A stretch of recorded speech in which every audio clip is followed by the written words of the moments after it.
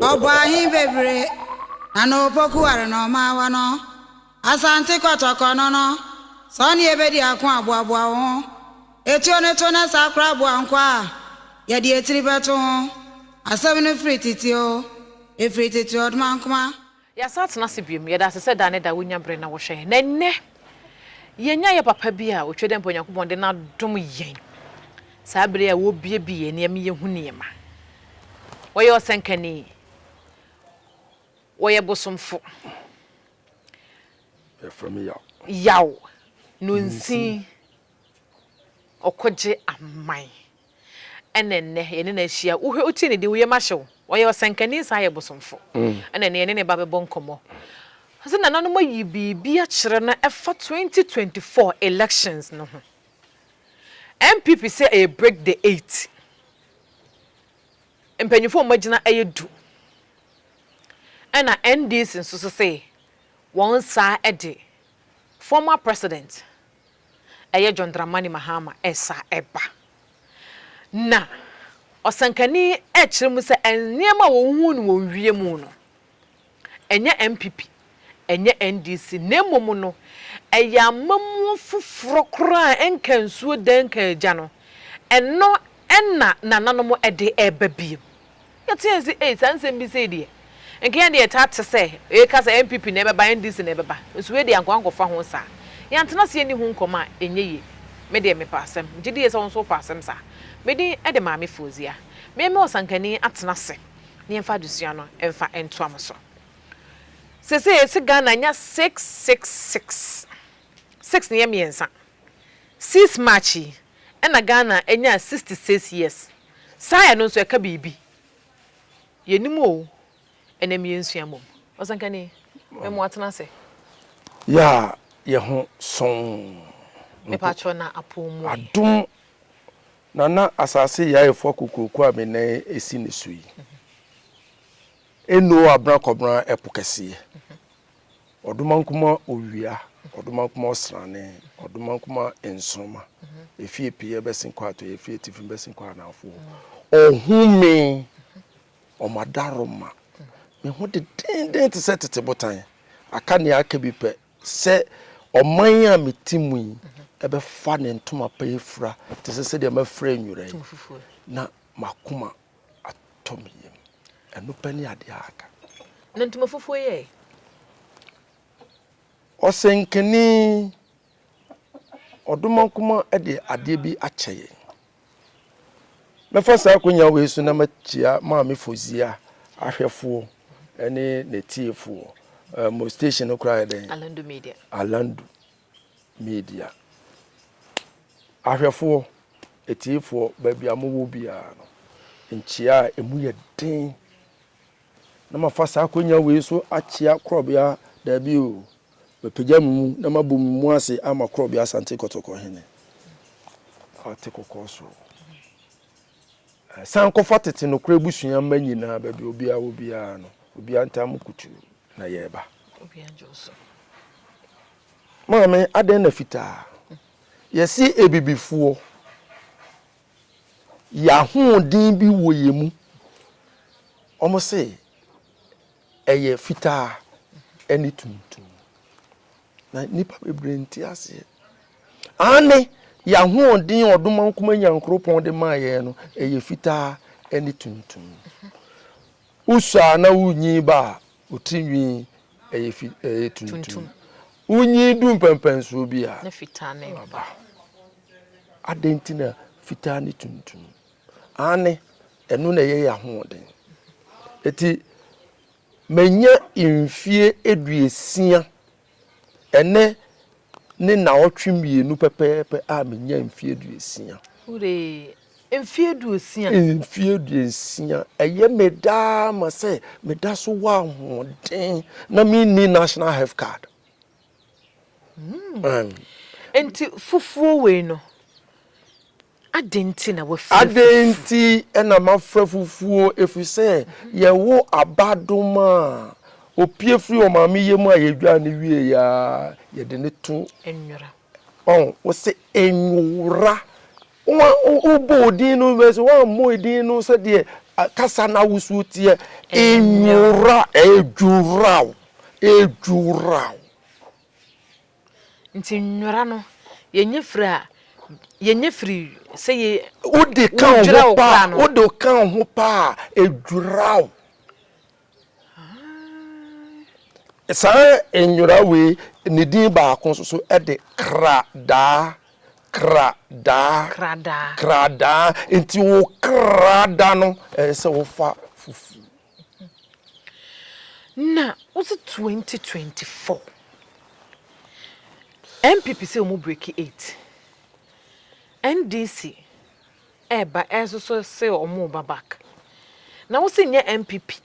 enye NDC na emum eyade foforo na eba eyade eba de ade foforo eba MPP for say omo break 8 no omo break 8 and omo ko 9 bebo omo atwa omo 8 years na ewie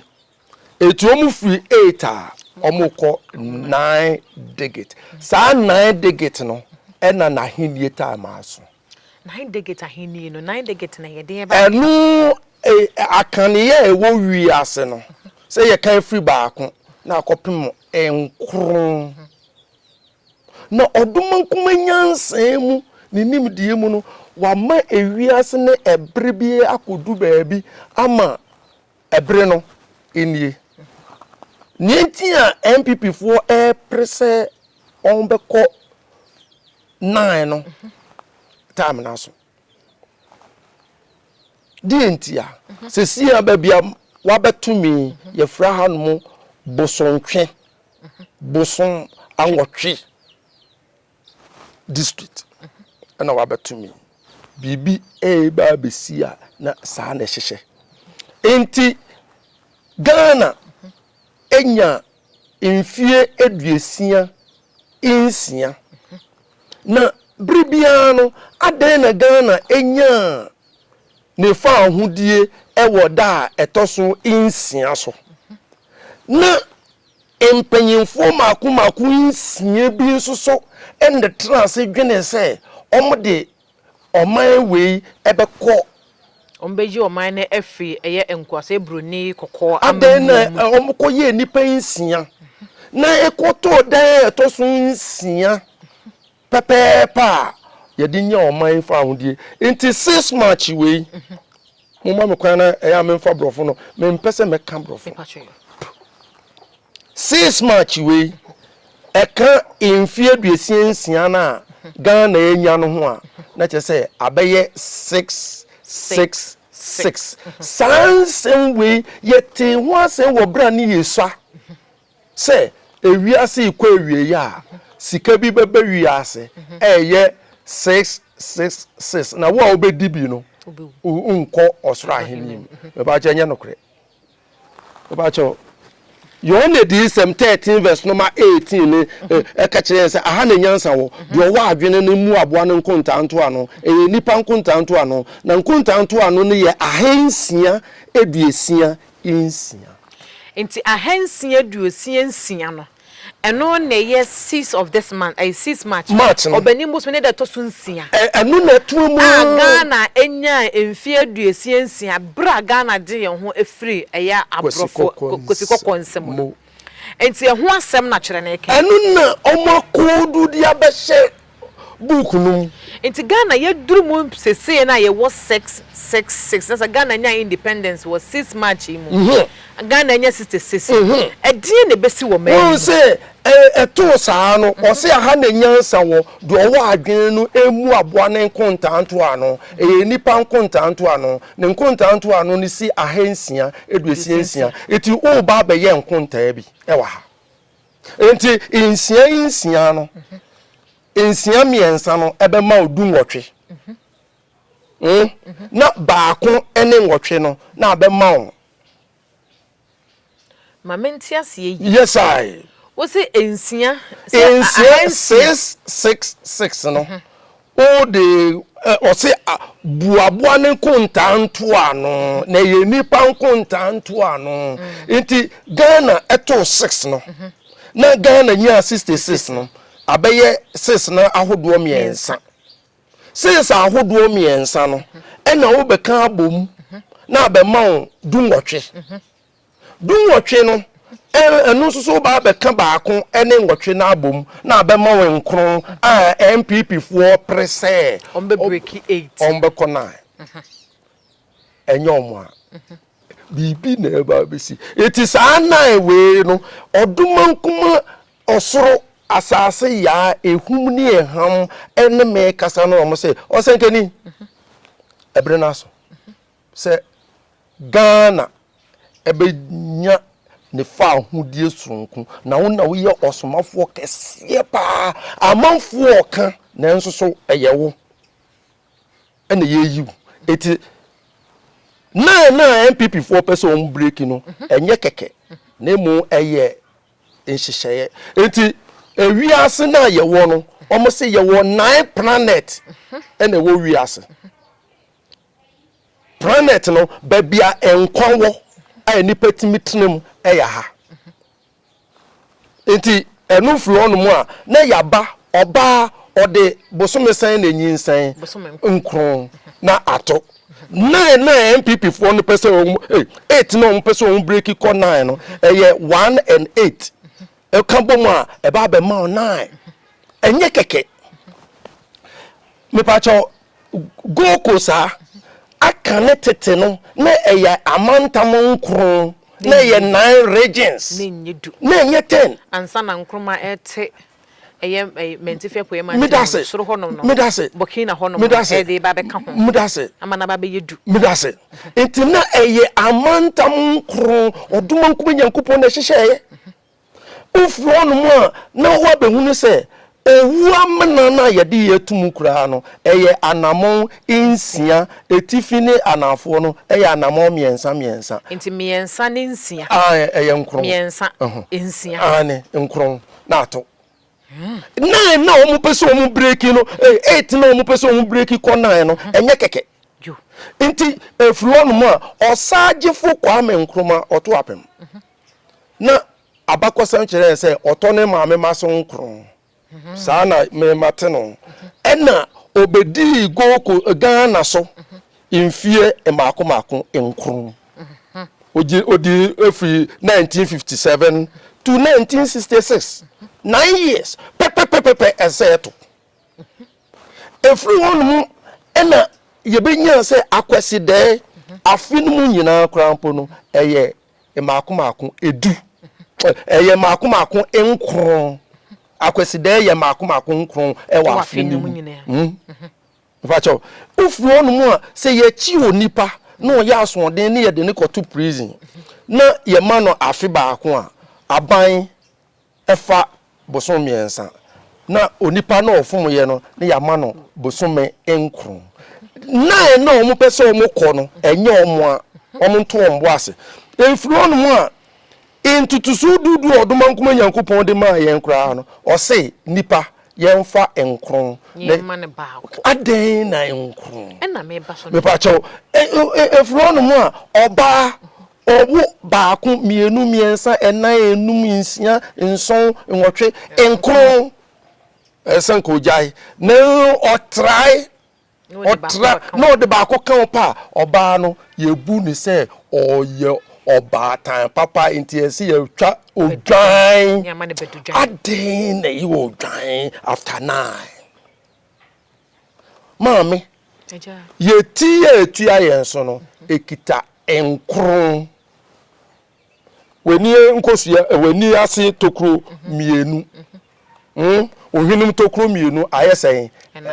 wasum tokro mienu ayesen wanu tokro baako ayesen enson uti kwa nkura no ayesen moche uti wie ka ho enkono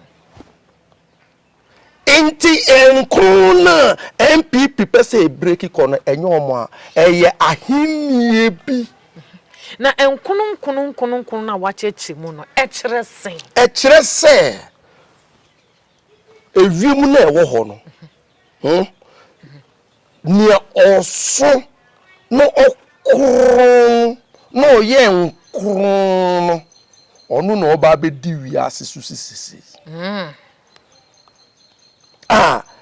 omo ahye ho kom de atowa asofo ne beka ya betena enye omo a eye osenkani bosonfo yaw nunsini okoji aman ene ye de saa asem we asoma me se memfa nko wiase afa na nyina enti na ye de saa enkron no esafoa no amame no se ohene pon eya kristofo ne tonyon kron kron kron kron kron kron ure eyenkron no kron enkron enkron enkron kron enzo mo se nyankopon ne kron inti onu ne enkron no ono ba be di wiase nyina so no say 2024 elections obeba ne sen me ba chawo enu nti na wasomo senkani yaw na menua okonfo ye weje ka me ho ne ma me firi mu eti ama ne dwumedi esese odi na ode boa no eso eba afom na odumankoma abeyi osenkani asutire se dabi una wo ye osenkani no okonfo unua okonfo ye weje oye okonfo na wo na wo ye osenkani no na wo san ye bosonfo na wo san ye yaw yeni yaw yeni kwesi bema yeni kwajo bema yeni kwabra bema yeni kwaku bema yewo yaw berema yaw opre okon yaw meme krabia me de ba ne me ba be pre e de amame man eti wo bisa me se yaw wo ye hini a me se ye wo me ma oman no efise odumankoma nyankopon onye kasa bia ne kasa oka kro obi ani nti mensuso saa na meti enti kire ye kwan ben so na ahenie yi a wo kasa ebe fa so bante ehunhun sunsuaso no wa afie besimu a anya obi anwa me pa cho ato me pe onsem bisa no na ase ye beto aba aba odumankuma pese yeto ene se ane anada bi eto o ma yetu ho anamon yakọ regional police headquarters yakọ regional 4BM military 4BM ye furu hono ena odumankuma soma ye nkran ene ye ko be makam ekobo omo so amane se de ahunhum asoma ye se ye mekani omo se da bi o nananom mo asem we de mu yedu mo fa nkogu krata so na mo fa krata no enkoma IGP eti ye de krata akoma IGP me pa cho mame se menya copy bi wa ha ya ebi ni we ya okay ebi ni ye free IGP ho eno say ye mfa letter no enkoma national CID eni ye de letter no ekoma national CID ena national CID ema ye na wotwe ye koye no na mo say nananom mo asem no emu ye du pa mo mfa nko electoral commission asambe na mo de koye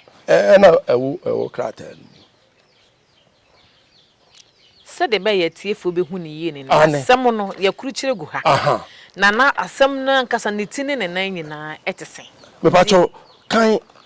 na me mfa ye to aso no if so we omuma ye bo ne tofa eti se wo betimi akan ama wetiefo a kan no muntie asem e da electoral commission 9th March ne ye de call ye we ye copy original one wo electoral commission sisi ayo letter neni a petition for assistance mo also please accept my warm complaint. Our names are Odumankuma Odifo Anyano Odumankuma nyano Odifo Anyano Komfo Yaw Ejei and Osempakani Bosomfo Yaw Nunsin in the Republic of Ghana. Humbly petition your good office for assistance concerning the upcoming Ghana elections 2024. We wish to state that we have come all the way from Kumasi to seek your audience for and on the behalf of our chiefs, gods, to plead with you that the upcoming elections on December 2024 should be a referendum. It must be yes or no vote. Whoever is in favor, whoever it favors, the power should be given to govern according to the constitutional. Hey, mandatory na. You know what I'm trying to say? According to the constitution, this letter is from the spirit of our ancestors and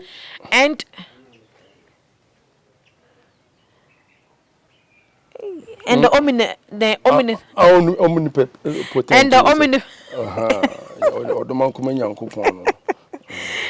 spirit of our ancestors and from God, which was revealed through us to inform your good office. Let me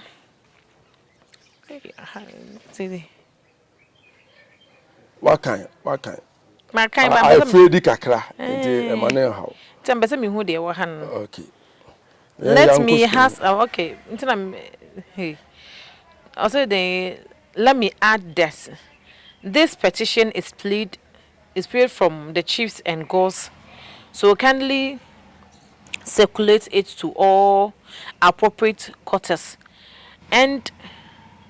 act accordingly. You may please contact us on our number. And I'm not sure my number go say. Yeah. Into when you was empakani or senkani or number wa ya ununsin. Yeah. And I find so doman kuma odifo. Ono so ya waje ono so number and so any go head.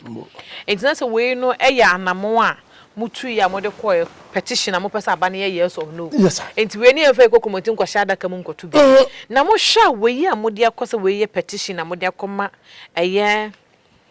abato komisa. And maybe in so IGP. What shall bet me a year, Juma fee, Bessimu wafi, a woman mayimo. Eye osro. Any eno asase ya efwa kukuku. IGP. Enim. Yena nanon. Omunim. Ahunhua. Ewo Ghana ha. Odumankuwa na wonso ede omai wei. Ejina ho. IGP nim, president nim, ministers ni nyina nim. Ena oduma nkuma nyankropon no. Ono ode na ade no. Wasoma yen se ne nsa da ne nsa yem. Yenya ye wofa ase no. Yenya ye nananom, yenya ye mma. Ya soma mu imfie duesie nsie nie ye hu kotoku ano emfa kura enhyem inti we de nana yesramo mumma yentu abano na enkoye ane ana debi yenkoso mfa oman no ema ye nananom ne ye wofa asenom ne ye ma no no munkoso ntete ne mpansam ne se ya ana yemfa ma kurowura no asase wura no na omankasa na yemfa ahonhon papa meka ahonhon papa ebi no obi ntiase yemfa abosom papa enfanta ya hemfo n'echi na omumu omane maye enti National House of Chiefs omufie omudan kese esi Kumasi menhia enti yeyi ahemfo no nyina hwe wo mu a no mayi wo mu panyi baako na ahemfo aka ni nyina abo echi da enti sese o mo aye amantam no dunsia enti ahemfo dunsia no yenya ye cabinet awie ana ye monarchy ohini na obedi oman ni nyina so no efuse ye wo national chief imam ye wo national cardinal ye wo national way nanso eba amanie ne amamre mu a ye ni national chief ana national king ye ni bi ebrini ni ye benya enti se ye nya national king na ono ne na henfo nsia edu nsia na dunum a ewo amanta no mu no ene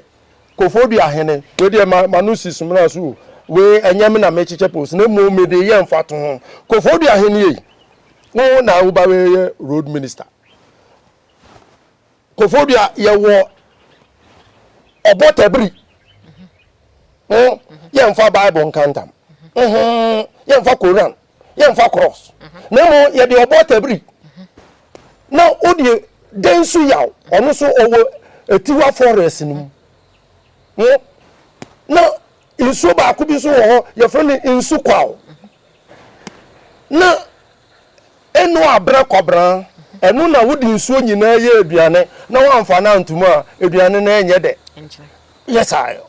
enu abra kobran a wa maye nam 19 kojobuo ya wia na yesi mame watati mu no na odi enu so so odi age ho na odi insu bi num ne ye keka kwaw your friend say boson kase bi wo kwaw Eastern region your friend bruku boson kase bruku na wo de age wo say aboson maako nson no omu nyina we chi ejigina pa na wo bebu oman no be ye road minister no fenchem to fenchem wa anye ne se de sa na sa ahonho na wo bo wo din no omu mfra na wo hwa Ghana ye ho asoso na say ya adwene si ya adwene people say ye per referendum ane if you say ya bre NDC ya bre MPP na ye hu be bia ye fa eno duma nkuma hwedi no se o senkeni ebri ni nie se mama mranti ni nyina efu aboje se hwekrom mranti ni nyina efu aboje se mranti ni nyina etwa mpesempese akane empesempese na amafuo pamo no se mranti ni nyina etwa mpesempese emano mpono mu jai peme ene jerry ene brazil hair no se emano edi wo tinwi no etwa natural locks mame yowe 228 omo ka kire se ena edi ekire no onyankopon behwie ne honhom agu ama emrantie na emabawa enini ebrenini enti se o se mrantie ni nyina nso se de na ye nananom tie omo nyi wo aboje se omo nyi wo tinwi no mo ye mpese no mo ye den no sa honhom no ena esan ebabiu asem a meken mame o de koton tintan kase no so a we enye adapa etwa wo enye entokwa enye etuo enye sekan enye daabi serial killer na wakobo ne pa se onkoku osenkeni ya oba beto me ne nananom me fa cho enye no ne mu so obi se ne America no enye no kora anuma ebisu so say ye hwe 2023 2024 papa mame ahoboa ne de oduma nkoma enu asase ya ne ahohom aduasa miensa no omo ye deda if say emranti ye wo faasenom ne ye ma ne ye nananom no esase ne nyina omo se no ye nsuo nyina omo se no ye kwa ye nyina omo se no ye sika kokko omo se no ye denchembo omo se no ahohom ne se eye enti na kire se ahohom a etwa ye hu ahie nya ye nananom ya abosom etwa ye hu ahie nyina omunyi na bu ofu kwan ya ye de asase na efa so pa na okunu enyeme ya omeko me de me yo senkani na mu me ka asam ne to wa na wabu nkunta na wahwese ni osenkani kan e no kre aden na emrantie ne maba wa na ewu na 2023 2024 yewra dampare onfa o kasa TV we so na ontie no ntie mi se we enye enkomsha ede ayemhyehye ba na mu eye enkomsha eye kurugin na yemfi yeni na yɛnhwɛ ne yɛba abɛsi 2023 aka 4 months na emrante ne mmabaawa na wo mu frede no eye die ntira na 2024 no so ebetwa ana ase beye kese asensa ebeye kese ebeye emrante ne mmabaawa ewu 22 tete no abrante ewu openfo ewu akwala ewu opanyin ewu obi bewu a anya akokora na ya abrewa if you say na amane ene amamre egu akwan mu enti se no next year na anasa afi ebesimu na o se mode akwakwa ama referendum mum na ebe ye adwuma afi yenkogina polls enkwankoto anse yenkwankwo shada kam nkoto aba no se sa ensia ede ne na asem no ahunhu no ebefiri ase we kura no ye wie ehun de rubo na o se 2024 no omunya emie pono kura sa amanfo nye campaign ene ye nye hu tumi no edaso kita president eti onye mfiri akonwa no so ne yakopre akonwa no eti 2024 no mu no yensusu ye be pie wa abonten no no obia bete se si na titi odumankuma no ahunhuma aduasam yensa ahunhuma aduosonson enam osenkani ya oso aka mame odwe hu kra wo tirim se sa asem na eba no mpene so wobekọ odumankuma frama bekum odumankuma de onframa nia eyese antoanya ma ekun obi akonedi ekun obi densu ya wekun obi bochiri wa ekun obi we ekun omo nkumo odumankuma frama universe momo friend say universe sa highway na yehunu maami ene kum nipa o highway on pesisie on pese oni oba akọ repu obi on pese obetwa twese etwa obi mene on pe krono on pe saadie we etu yamade na yemiya na mekase gu mframa no mpa mframa no hwehwew na beso mu te lepa cho Indeed, a referendum na ebano. Yes. Wow, wakuma mu ko bekasa won pene so. Ubeko. Na se eba so na sa amanfo so gitumu a. Wan ne be yo mampanyini no. Na abosom no mantamu bia abosom ne bedi. Abosom e wo mantamu bia ne be ye de be kantama na se ayede bade. Me pa cho. Mika 4 verse number 5 or say amanamaye no obia nanti ne nyamedin mu amanama no obia nanti wo ne nyamedin ye mai we no ahonhoma eje kofobi aginaye no enye no na eje asanteman aginaye asanteman edie no maba abasua ade wa asanteman mu afe bosom nwotwe ni asanteman abosom ma asanteman aginaye paa no baako ye frɛ no odomankuma adanse bona baako ye frɛ no odomankuma menyam baako ye frɛ no odomankuma nyano ena baako ye frɛ no odomankuma brensemase ahunhun makuma enan we ena mo bu asanteman ma yewura ye konfu benfo anoche ebe gina sa niema no so ede bua ma asanteman gina ansa na ensu ahodo no so be omu nyina ye boba akudie ya bom nyina sa ensu odomankuma adanse bona no oye ensuo odomankuma menyam oye ensuo odomankuma brensemase oye ensuo na unipa desani uda insuo mu abosom nkron ansa na oba umpo insuo na danewu ema wuye nipa urefi insuo uzi insuo nyanyame unya san ho na ukosa insuo no mpe wafu bedwa wenunti ene yasmo sankani yaw eti deruo we adum metimi baabi na mabo me punu mu na matwa me wofia se osenkeni yate se ensan bi ikoso na ye ba bebisa no eye nhire ni bia enti mo ahwefo omuntie no muntie ni yie okun no enye meko mo bia ne me meko na mu odumankuma owia odumankuma osrane a wonya ne bosome nkru wo maame yemu no na odumankuma ensoma oye bia no omumpe esisie ne ekoso wo man mu no eye esisie na atoaso amfie eduesia nsie nie mfie eduesia nsie nie sa oman ni sika kokko bo ye densin wiase amanyina de na gudie esumbu na nananum ne ma egosu edihia emamrante ne mabawa etu kwan asase ya tenase no odwene ohu a onte ase nti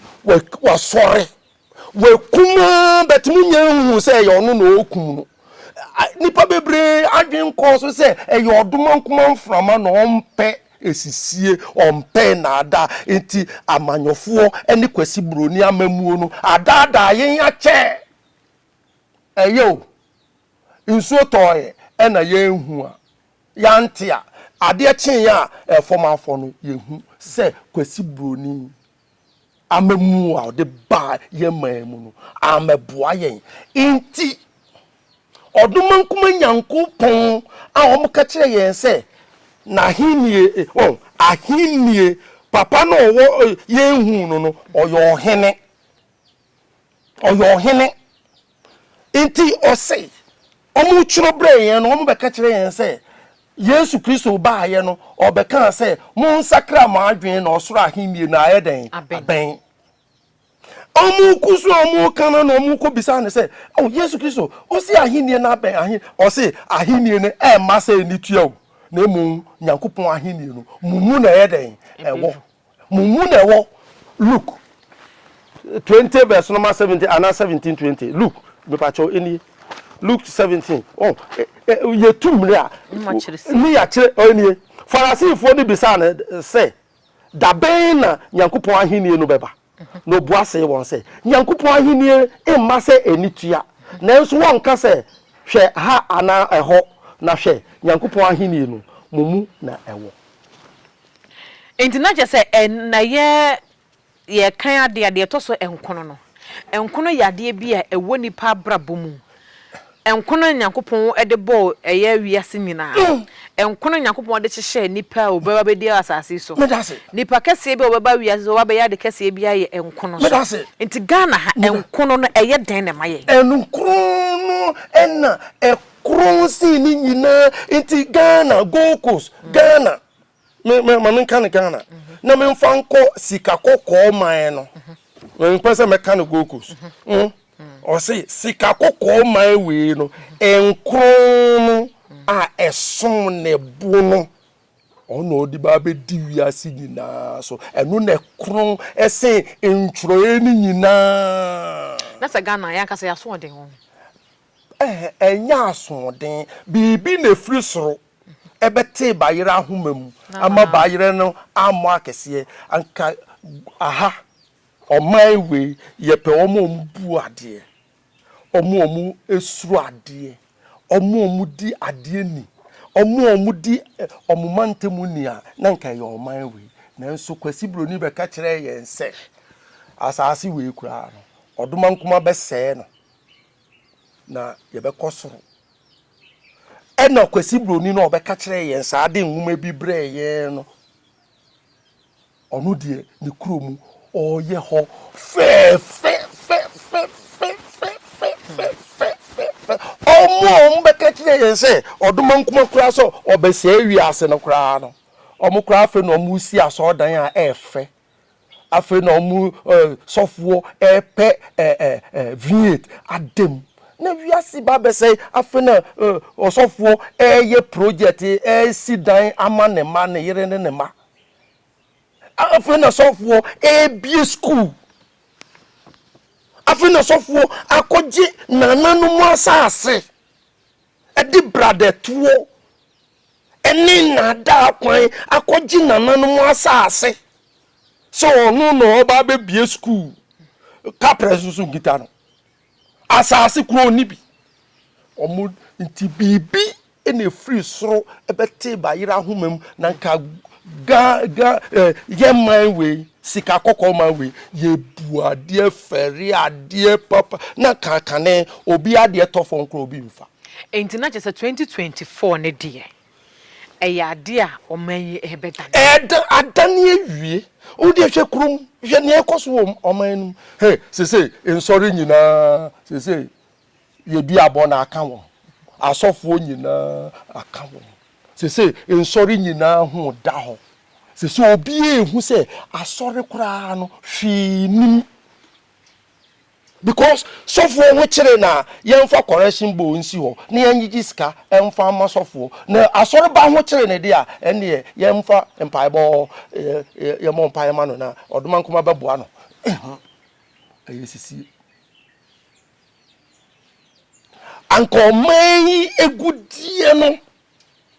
eye oman ni nyina dia oman man nyina dia enipa kakre bi na edi gold sika no enti na chese yama nananom ai oman yi so nyankopon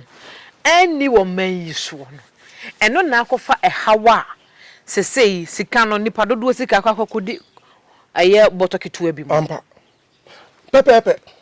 se omo ka kire se first Samuel ho no first Samuel 8 oh mama yesu ade kakra na ye the way ye comparison na aye de o se na ewrade ka kire Samuel say tie de oman no erese wo ne de wo ka kire wo nyina efi say enye wo na wapo wo na me na wapo me say mama ni wo nso hen eti bra ye po say oduma nkuma nyankopon ma oni wiaso so hini biom pe no jai ni bibia mu ma ye say yo yanka nhyen kogu du ma ye ma esuntu ye wo kwan mu da afa ni ye hu say esumaduru ye nti ye say ye san ye chi na ye san kofa amanie ene amambre ene atrumuade edeba emu ne ewu enti na ye de yenkomo ba na wie ye no